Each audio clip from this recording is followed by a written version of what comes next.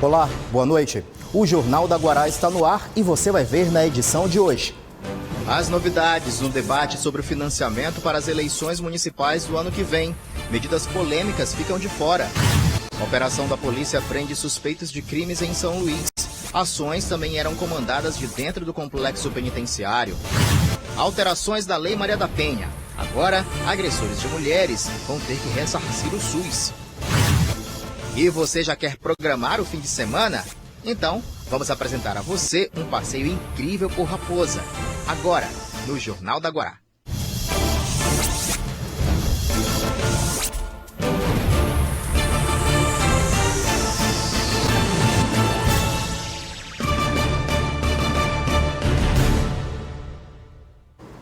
Pelo menos 5 presos coordenavam de dentro do complexo penitenciário de São Luís, em Pedrinhas, crimes como homicídio, roubo e estupro.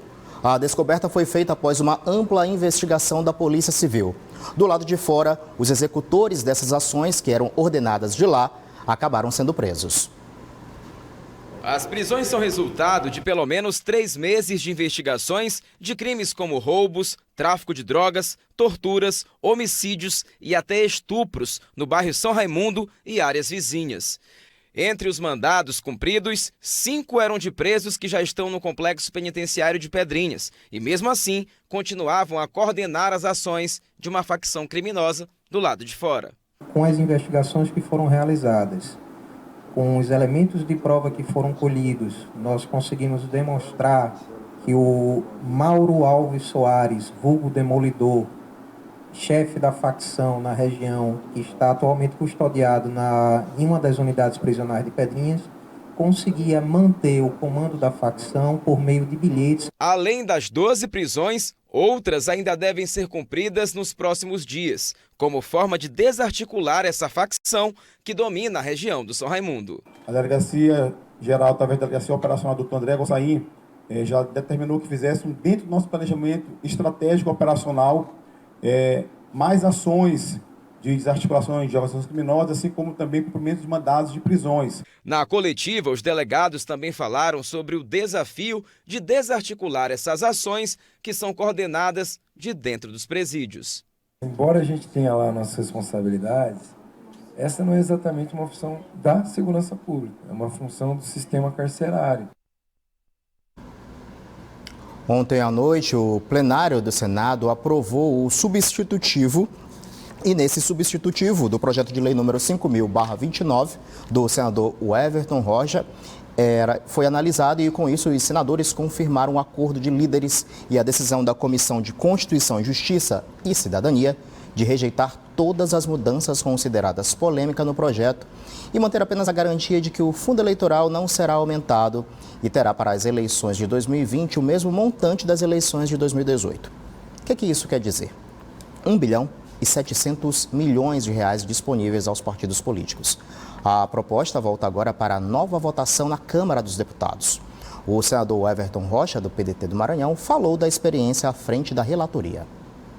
Relatoria, você tem que defender a sua convicção, agora óbvio que na reta final dela você precisa construir a unidade, até porque a gente está falando, nós estamos tratando de um tema que não é um tema para birras e muito menos para projetos ou pontos de vistas individuais. Nós estamos falando de um assunto que é um assunto que trata de interesse de toda a sociedade e do conjunto da política nacional, seja ela da direita e seja ela da esquerda.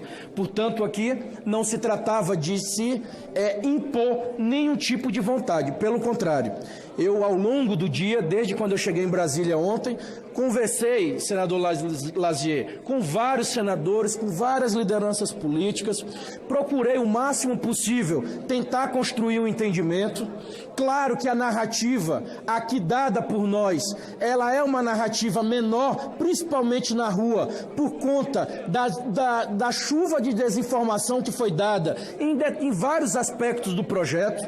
Devo aqui fazer um registro, senhor presidente, que claro que esse projeto, ele veio com muitos problemas e muitos defeitos, mas veio com total intenção da Câmara de melhorar e de ajustar o pleito eleitoral.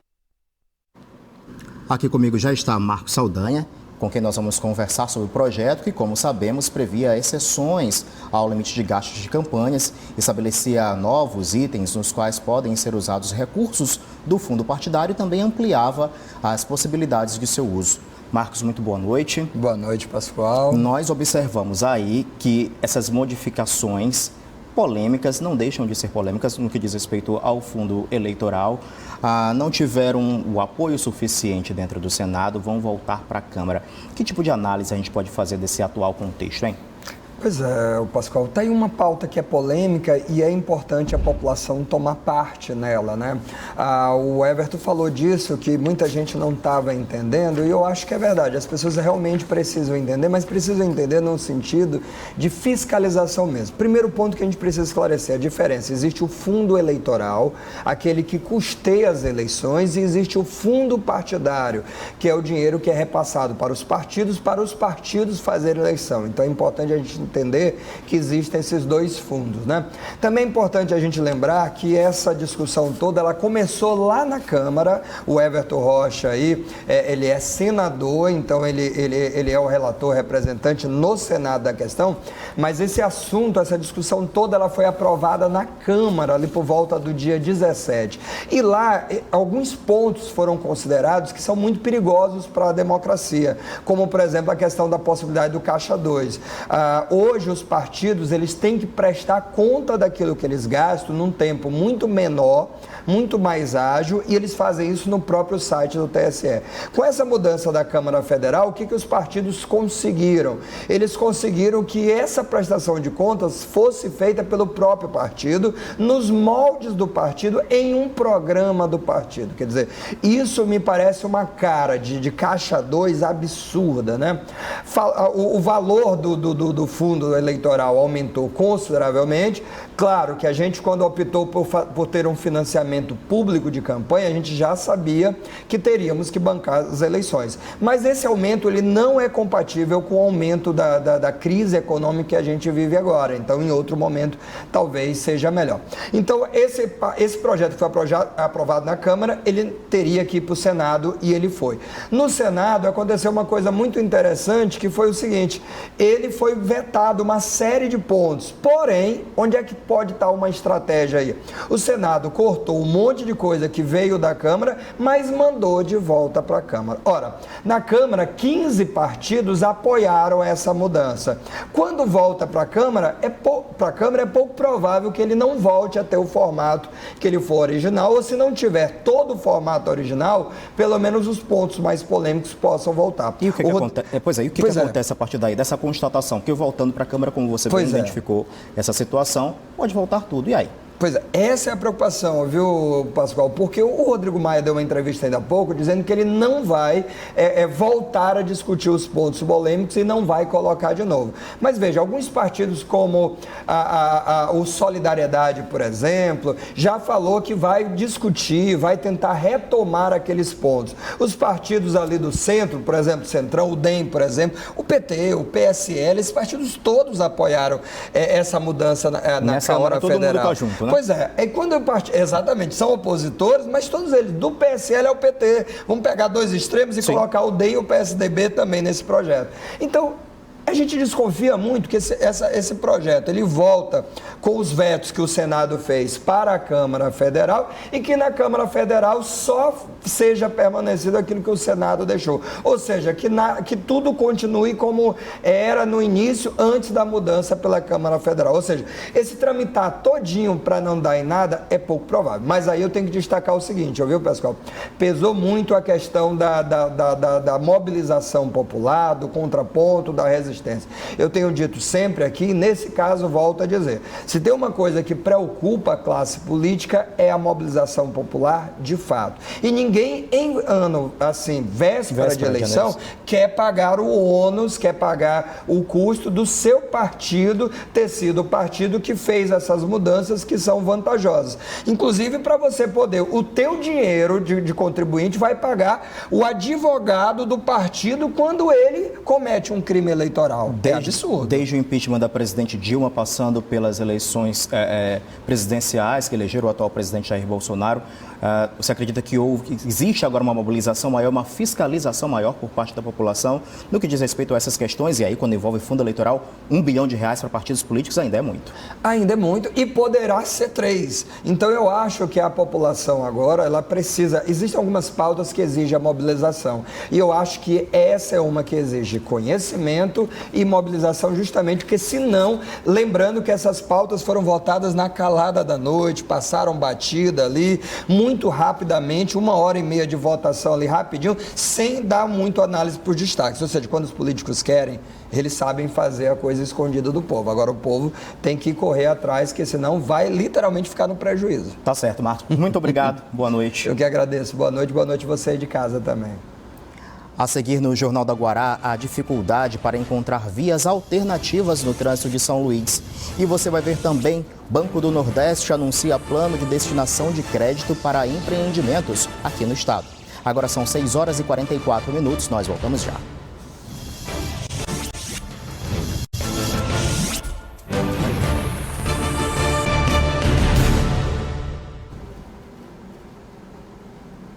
O Banco do Nordeste anunciou investimentos bilionários no Maranhão. A entidade prevê aplicações em programas nas áreas de infraestrutura, agricultura, pecuária, agroindústria e turismo. Durante o encontro, foi anunciado pelos representantes do Banco do Nordeste a aplicação total de R$1 bilhão e 700 milhões no Maranhão para o ano que vem, divididos por setores econômicos, portes dos empreendimentos e região onde os projetos são desenvolvidos. Só no primeiro semestre deste ano, os contratos realizados no estado com recursos do Fundo Constitucional de Financiamento do Nordeste chegaram a mais de R$900 milhões. Bom, esse evento aqui, na verdade, ele é um evento de planejamento do FNE para o ano de 2020.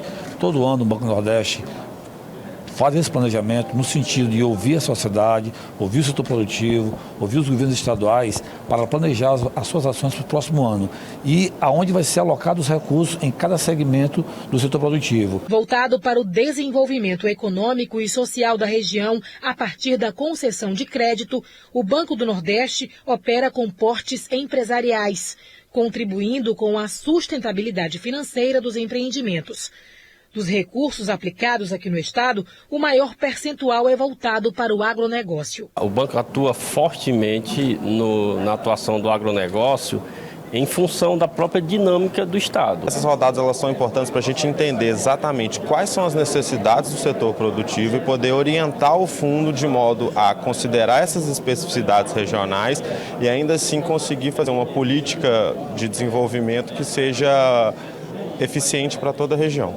Até o fim deste ano, o Banco do Nordeste prevê aplicações na ordem de pouco mais de R$4 bilhões com recursos do FNE, programados para as áreas de infraestrutura, agricultura, pecuária, comércio e serviços e indústria, agroindústria e turismo. Olha, o governo Flávio Dino tem feito um esforço muito grande nesses últimos anos para que os impactos da crise não atuassem tão fortemente no estado do Maranhão. Para isso, ele tem feito esforços no setor público e essas parcerias que você cita, que são muito importantes para o governo e principalmente para o empreendedor aqui no estado do Maranhão.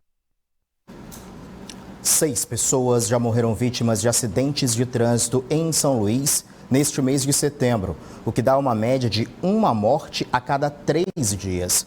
Custódia Gomes de Oliveira, de 75 anos, morreu atropelada no bairro do Vinhais na noite de ontem. A condutora do veículo foi levada para a delegacia.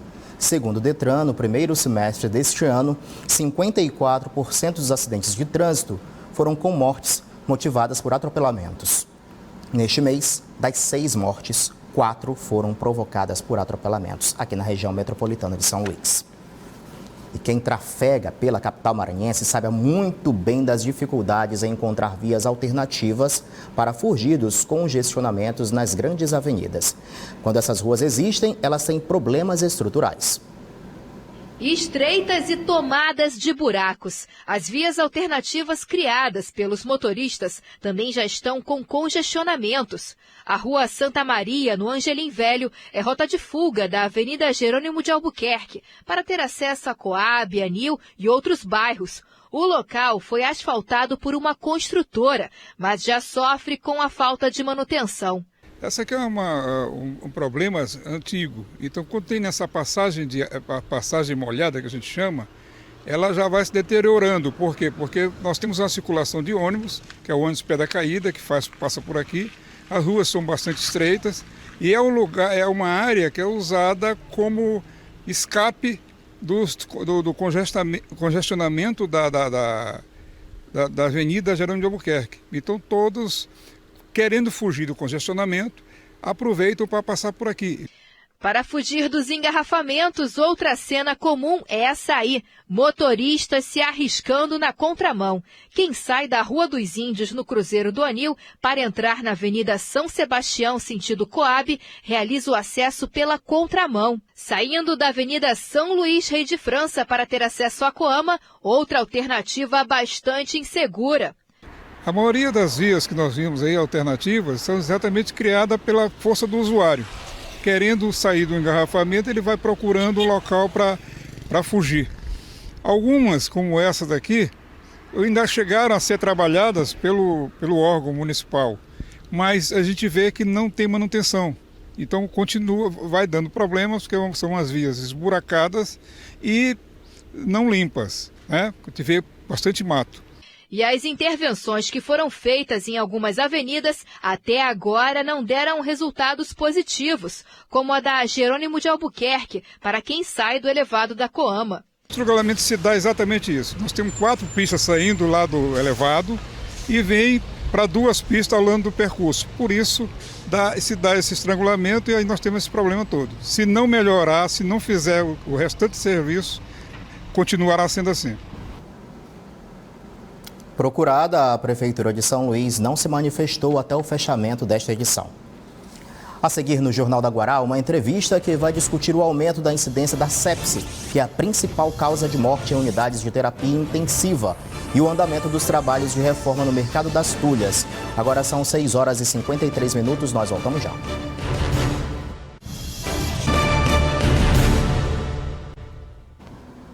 De volta com o JG, amanhã será realizado em São Luís um evento que foi batizado de Todos contra a Sepse.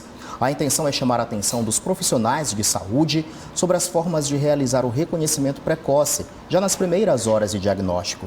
30% dos leitos de UTIs no Brasil estão ocupados por pacientes com sepse, com letalidade próxima a 50%, um número considerado elevado. Sobre esse assunto, vamos conversar com uma das coordenadoras do evento, a doutora Francisca Luzia. Muito boa noite. Boa noite, Emanuel. Prazer. É um prazer estar aqui. Pode me chamar assim de Kika. Doutora Kika, né? Como todo mundo lhe conhece, né? Exatamente. Vamos tentar explicar para o nosso telespectador, para muita gente que é leigo, o que é a sepse exatamente? Pronto. A sepse ela é uma resposta desregulada do organismo a um processo infeccioso. Esse agente infeccioso pode ser bactéria, pode ser vírus, pode ser fungos, pode ser produtos de bactérias, pode ser um parasita. E aquele organismo ele reage por variadas situações de uma forma tão agressiva que ao invés de se defender daquela infecção, ele acaba provocando muitos danos. E ela é uma doença que ocorre mundialmente. Cerca de 15 a 18 milhões de pessoas têm sepse no mundo, com uma projeção de óbito em torno de 5 milhões de pessoas. E o que justifica esses números assim tão elevados? Em primeiro lugar, nós tivemos uma mudança epidemiológica. Nós temos mais pacientes idosos. Esses pacientes têm mais doenças associadas e eles são um dos grupos de risco principal para o desenvolvimento da sepse. Assim como as crianças em extremos de idade e, por incrível que pareça, a melhora no atendimento de emergência. Pacientes que antigamente morriam no acidente, na área de acidente, né, no campo, como se diz, eles hoje vão falecer no hospital depois de várias intervenções. Além disso, os avanços terapêuticos que fazem com que esse paciente prolongue mais tempo a sua internação dentro de uma UTI, por exemplo. O uso de alguns medicamentos como corticoides, drogas imunossupressoras, envelhecimento da população. Ou seja, um dos fatos mais importantes. As pessoas às vezes acabam contribuindo involuntariamente sem saber para no futuro desenvolver o problema da sepse. Também pode acontecer. A utilização desses medicamentos, corticoides, por exemplo, contribui para isso. Quando existem doenças que é necessário usar o corticoide, doenças reumatológicas, doenças pulmonares como asma, DPOC. Então esses pacientes usam por efeito de medicação. Temos também os pacientes oncológicos, né? Que a oncologia hoje, ela tem uma grande área de desenvolvimento, de terapêutica, e os pacientes oncológicos fazem uso de imunossupressores, né? Que precipitam ou que propiciam o desenvolvimento de sepse. Em relação ao paciente, eu achei muito interessante o que tu perguntaste, porque, por exemplo, paciente diabético. O paciente diabético é um doente de risco para sepse. Então, é aquele diabético que não controla a sua glicemia, que está sempre com a glicemia acima dos valores preconizados como ideais, que tem infecções de repetição e ele não valoriza. Ele tem mais uma infecção, um dia essa infecção dele se tornará um processo séptico. Essa estatística de que 30% dos leitos de UTI têm pacientes com sepse, como é que a gente leva em consideração e de que forma, a partir desse número, pode ser trabalhado de alguma maneira, uma prevenção para que a gente tenha uma redução desses números, hein? Olha, esses números, eles são subdimensionados. Esse número ele foi tirado pelo Instituto Latino-Americano de Sepse, que é um instituto que coordena essas ações aqui na América Latina, e eles fizeram assim um dia em que eles aleatoriamente foram fazer um rastreio nas UTIs. Então a gente sabe que nem todas as UTIs participaram e a maioria dos pacientes também não foi avaliada, mas dentre aquelas UTIs que foram avaliadas, foi encontrado esse número de 30%. Ou seja, pode ser pior, o número pode ser muito mais alto. Deve ser muito mais alto, porque nós temos uma subnotificação. Muitas vezes os pacientes falecem de sepse e no atestado de óbito vai só pneumonia. Ou muitas vezes a sepse não é identificada. Exatamente. Então, assim, a gente acha que muito mais de 30% de leitos de UTI são ocupados por pacientes Daí a sépticos. importância dos profissionais de saúde estarem cientes e saberem como identificar a sepse. É isso que vai ser discutido nesse encontro, É isso que vai ser jornada? discutido. O nosso objetivo, esse já é o 5º encontro que nós fazemos. Nós iniciamos há 4 anos atrás, no Hospital do Câncer, um evento pequeno, e hoje nós já estamos em um evento bem maior, né? Graças a Deus temos uma demanda muito boa de público. E o grande problema em relação à sepse é o diagnóstico precoce no mundo. Não é um problema do Maranhão, é um problema do mundo. É identificar precocemente o paciente de risco e quando ele já começa a ter as suas alterações clínicas e intervir precoce. Na sepse existe a hora de ouro, é a primeira hora. Se na primeira hora eu suspeito que é sepse, inicio o protocolo, inicio o antibiótico, faço a reposição de líquidos, colho os exames laboratoriais, principalmente a cultura, esse paciente vai ter mais chance de sobreviver. Haverá muita troca de experiência, então, durante esse encontro, Sim, correto? porque esse encontro ele é um encontro dos profissionais de saúde de vários hospitais. Nós temos hospitais públicos e hospitais privados. Temos o Hospital do Câncer, o Hospital de Traumatologia e Ortopedia, temos o Hospital Universitário, temos o Hospital São Domingos e profissionais de UPA, de socorrão. Enfim, o que a gente quer é levantar essa bandeira, chamar a atenção, trocar ideias. Nós vamos discutir desde os atuais protocolos, os atuais diagnósticos, até a paliação do paciente séptico, quando isso vai ocorrer. Como é que está o desenvolvimento de terapias para a correção desse problema no futuro, a médio ou a longo prazo? Bom, aí nós estamos bem atrasados, porque no Brasil ainda se discute diagnóstico. Como diagnosticar, que clínica que vai chamar a minha atenção, enquanto que no mundo nós já temos inteligência artificial fazendo diagnóstico, nós já temos dosagens laboratoriais para fazer diagnóstico. Então eu diria que Japão, Estados Unidos e Inglaterra estão muito à nossa frente. Para ter ideia, Nova York conseguiu reduzir a mortalidade para 2%, com a implantação de protocolos e de inteligência artificial. E a gente ainda está bastante longe. O evento acontece amanhã e depois, correto, doutora Kika? 19h20, estamos lá. Todos os convidados, então, todo mundo da área de saúde convidado a participar Todos e também já, a conhecer. Exatamente. Podem Legal. passar lá, temos estandes com os nossos apoiadores e nossos patrocinadores e os inscritos estarão sendo muito bem recebidos por todos nós. Tá legal, doutora Kika, muito obrigado Eu que por sua agradeço. presença aqui no Jornal Muito da Guará. obrigada. Boa noite. Muito obrigada. O Palácio dos Leões foi sede da entrega da Medalha do Mérito Educacional Ana Maria Saldanha, a mais alta comenda da educação estadual. Foram entregues 6 medalhas do Mérito Educacional Ana Maria Saldanha para personalidades com notáveis trabalhos desenvolvidos na área da educação. Receberam a medalha a professora Rosane Ferreira, a professora Celite Delpra, a professora Claudete Ribeiro e o professor Gustavo Pereira, reitor da UEMA, que discursou em nome dos homenageados. A 5ª medalha foi em memória à professora Lueni Flecha Ribeiro, que faleceu 2 dias depois de saber que seria agraciada com a medalha. A homenagem foi entregue pelos conselheiros à filha da professora Lueni, a Patrícia Flecha Ribeiro. A gente não poderia deixar de prestar essa homenagem à professora Lueni. Por tudo isso que foi falado aqui, a gente pôde ver, né, tudo que ela se dedicou, todo o trabalho que ela fez em prol da educação. Então ela era uma pessoa que merecia realmente receber essa maior comenda. Para nós é uma grande felicidade estar recebendo essa comenda, que representa todo um reconhecimento pelos 53 anos de trabalho que a nossa mãe desenvolveu na educação do estado do Maranhão. A medalha Ana Maria Saldanha foi criada em agosto de 2004. Em 2019, a homenagem teve uma inovação, pois a 6ª medalha foi concedida para o projeto Escolas Sustentáveis de Caxias. O que acontece é que o Conselho tem uma amplidão, um leque imenso de atribuições, desde o credenciamento de escolas até audiências públicas para a comunidade, conselho itinerante para estar em várias cidades ao mesmo tempo, para elaborar as diretrizes de toda a educação do Estado. Mas uma missão o Conselho tem e a faz com muita honra: avaliar e honrar aqueles que prestaram relevantes serviços à educação do Maranhão. Parabéns. A seguir no Jornal da Guará, uma reportagem que vai mostrar para você um recanto de beleza e encontro com a natureza na ilha, a cidade de Raposa e os pequenos lençóis maranhenses. Agora são 7h05, nós voltamos já.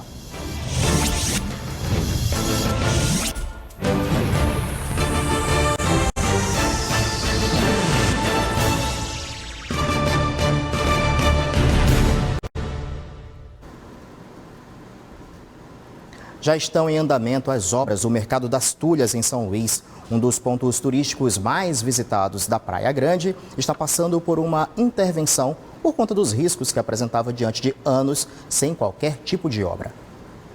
Uma Vila das Tulhas. É assim que está sendo chamado o Beco dos Catraeiros, para onde os feirantes do mercado da Praia Grande estão sendo levados.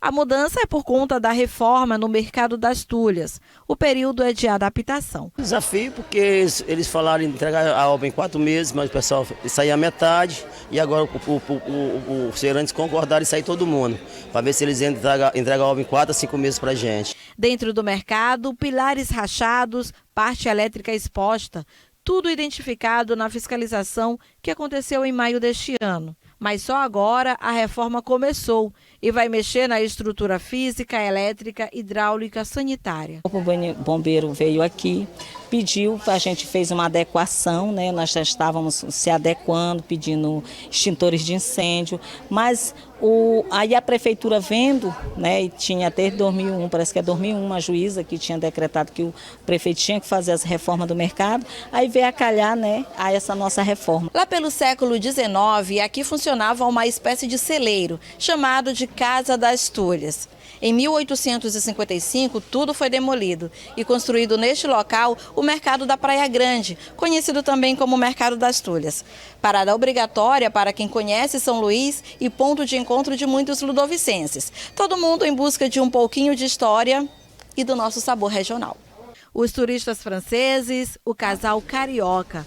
Todos em busca das peculiaridades de São Luís aqui no mercado. Sinto essa coisa da necessidade da reforma na cidade, porque é uma cidade linda, estou amando, mas sinto essa necessidade de uma transformação na cidade.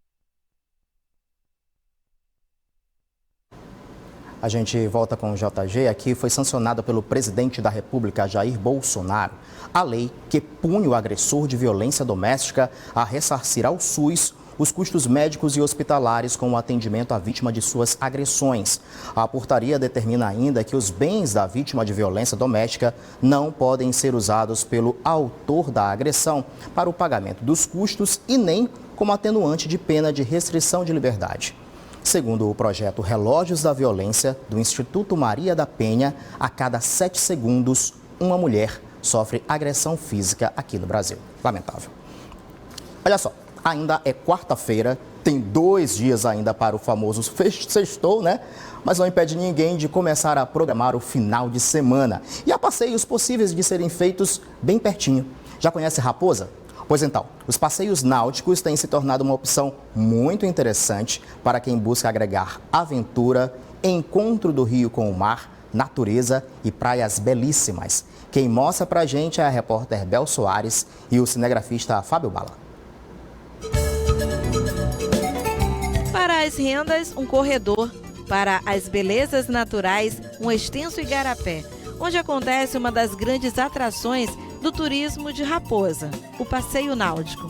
A bordo de uma das mais de 40 embarcações, são 4 horas de viagem e 3 paradas. A gente vai estar indo pelas Fronhas Maranhenses, Praia dos Corrais, o Banho do Marisco e o Criatório de Ostras. Por essas bandas, todo mundo só quer relaxar. Olha, a expectativa é de poder encontrar algo novo, relaxar, sair um pouco desse convívio urbano, né? Um pouco de tranquilidade que faz bem para a alma. No percurso, um conjunto de 4 ilhas: Ilha do Hélio, Seu Juvencio, Curupu e Carimã. A guia conta que são 17 quilômetros de extensão. O passeio depende exclusivamente das marés. Para isso, a Mãe Natureza dá aí 6 horas por dia para as pessoas aproveitarem. 3 horas para a maré encher e 3 horas para ela vazar. Normalmente as embarcações saem 1 hora depois que a maré começou a encher. Mas o retorno tem que ser na primeira hora que a maré começa a vazar. E a primeira parada é aqui, nesse Criatório de Ostras. É tudo assim, fresquinho, ao alcance da mão e do paladar. As boias são para dizer que ali existem cordas. Elas são usadas para manter as balsas onde a criação, venda e consumo das ostras acontecem. Vicente quer que todo mundo conheça. Os maranhenses têm que aproveitar um pouco mais isso aqui e os visitantes também, claro, né? Além das delícias culinárias, abordo uma agradável apresentação musical. Impossível não se envolver. A esposa do Paulo soltou a voz. Eu sinto a falta de você, me sinto. E aí, será que você volta? O Eloy também não resistiu. Então por que será que esse valor que eu ainda quero ter? Lá atrás tem peixe assando. Esse aí é um garajuba. Uma outra opção para quem aproveita um passeio como esse é saborear um peixinho assado na hora, acompanhado da nossa tão conhecida farinha. E a Gilvana, apesar de morar em São Luís, é a primeira vez que faz esse passeio. O peixe está aprovado, Gilvana? Uma delícia, muito gostoso. Eu nunca tinha comido esse peixe, né? Mas eu adorei, né? Regado a um limãozinho, pimentinha, uma delícia. Nossa equipe foi convidada a experimentar. Uma delícia.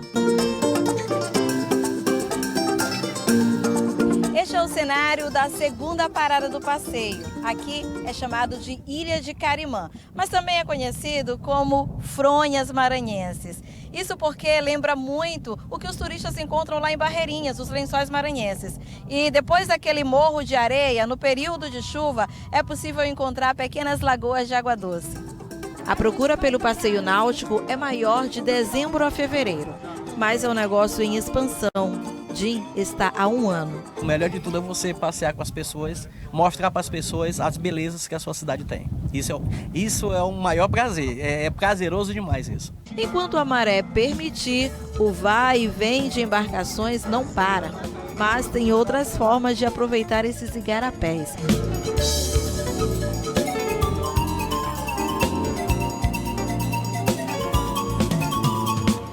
Nós embarcamos lá no Porto do Braga, este local chamado de Croa dos Mariscos se torna a última parada do passeio. E recebe esse nome porque antes aqui se tirava tarioba e sarnambi. Isso já não é mais feito aqui neste local, mas o espaço continua à disposição para que os amantes da natureza aproveitem um bom banho nessas águas tranquilas. Delícia! Nossa, eu não conhecia. Não estou querendo nem voltar para casa. Olha a natureza como é linda. Gente, eu estou encantada com esse paraíso. Todo esse paraíso é único e faz crescer o turismo. Nós acreditamos que depois da pesca, o turismo hoje emprega muita gente, tá? Vem certamente empregando aí, é o segundo maior empregador do município. Depois da pesca, a gente tem o turismo agora e depois o comércio e outras atividades. No meio de tantas belezas, os guarais parecem se apresentar pra gente. Uma forma de convite praticamente irresistível. Mesmo estando lá na flor, eu sempre vou ouvir a natureza me falando, o amor do ser aqui, a natureza me falando. É isso aí, boa opção aí pro sextou, pro sábado, pro domingo, enfim, boa programação. JG termina aqui, você fica agora com o programa Os Analistas, que entrevista o secretário de Administração Penitenciária, Murilo Andrade. Amanhã nós estaremos de volta às 6h30 com Hugo Reis. Muito obrigado por sua companhia e até a próxima. TV Guará, o seu canal com o Maranhão.